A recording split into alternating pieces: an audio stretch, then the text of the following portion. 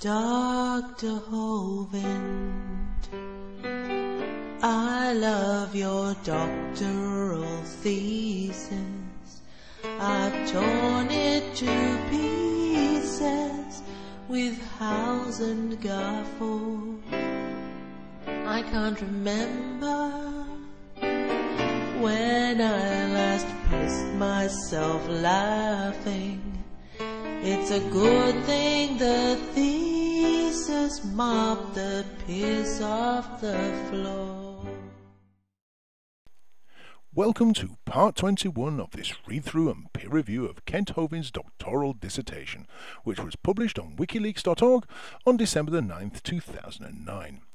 If you have not yet seen the previous installments in this series, then I recommend that you go back and see those first, as this episode will start off exactly where I left off in the last. In the last episode, Lyell had finally encouraged Charles Darwin to publish his book, Origin of the Species. In this episode, we look at the consequences. Kent continues.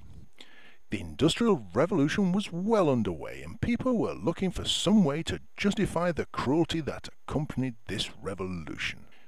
In brackets, child labour, sweat houses, etc.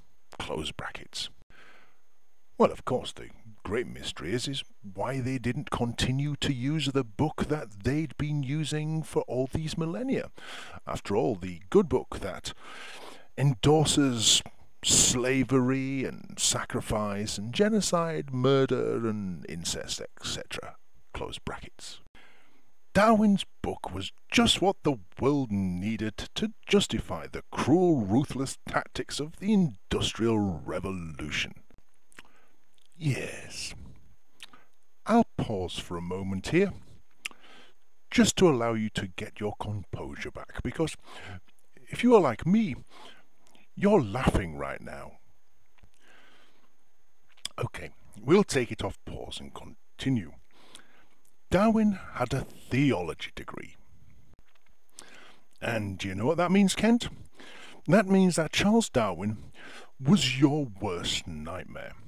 He was a man who fervently believed in evolution, but also knew all your bullshit arguments.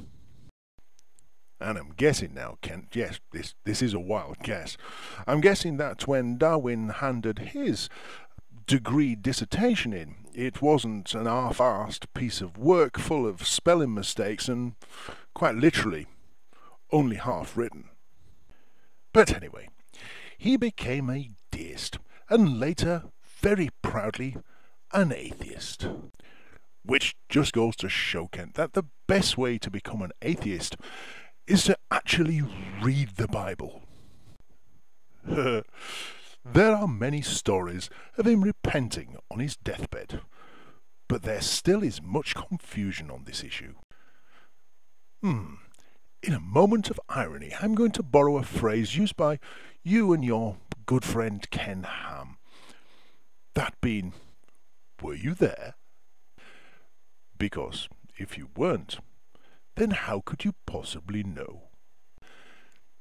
Now, from this point, much of the story and the history of evolution is pretty well known, but Kent, in keeping with biblical teaching, decides that he's going to take the road less travelled.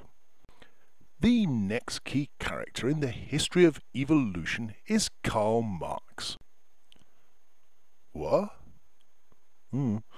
Karl Marx was born in 1818 and died in 1883. He is known as the father of communism. So you did mean that Karl Marx, and not some lesser-known evolutionary biologist then, Kent. Karl Marx was very much influenced as a youngster by a man, Auguste Comte. By that I think Kent means by a man named Auguste Comte. Comte, along with Herbert Spencer, James Fraser spelt as James Fraser the US Senator rather than the James Fraser Scottish anthropologist, Edward Taylor and some others were ardent Darwinists.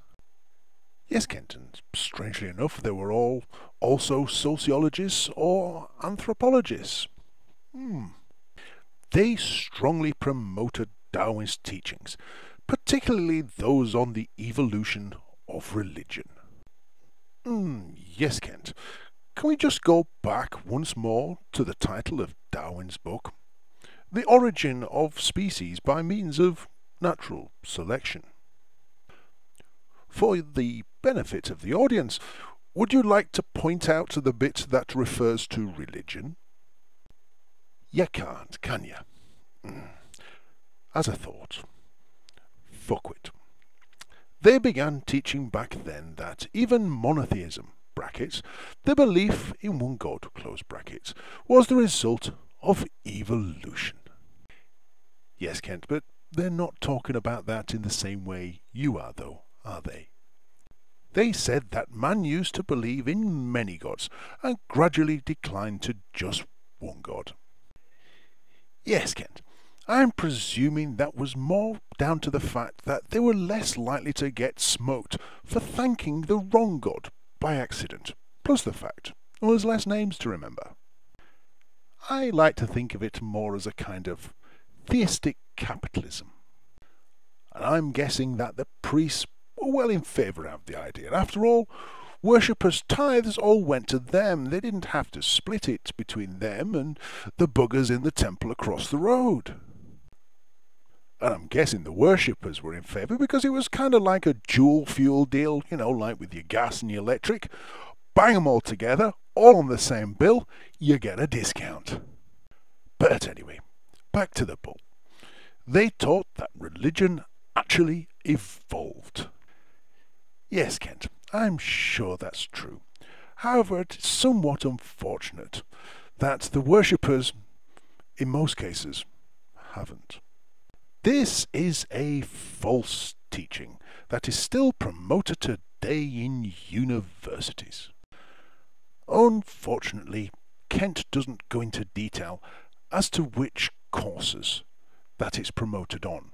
We're presuming that it isn't the biology course, because the biology course doesn't have anything at all to do with religion. Saying that though, Kent, binge drinking, recreational drug use and casual sex is also promoted today in universities, which is why, kids, it's important to get an education. But enough on that. Next paragraph.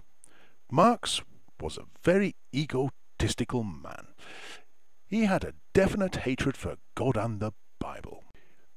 He also, like Darwin, had a very bushy beard and had absolutely no trouble at all getting temporary work at Christmas as Santa.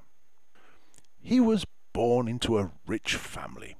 He was a good friend of Friedrich Engels, a socialist leader in England. They believe that struggle is the means of development. And I'm also presuming, by the fact they were both socialists and at least one of them was a communist, they also believed in equality for all. You know, sort of all men are created equal, that kind of crap.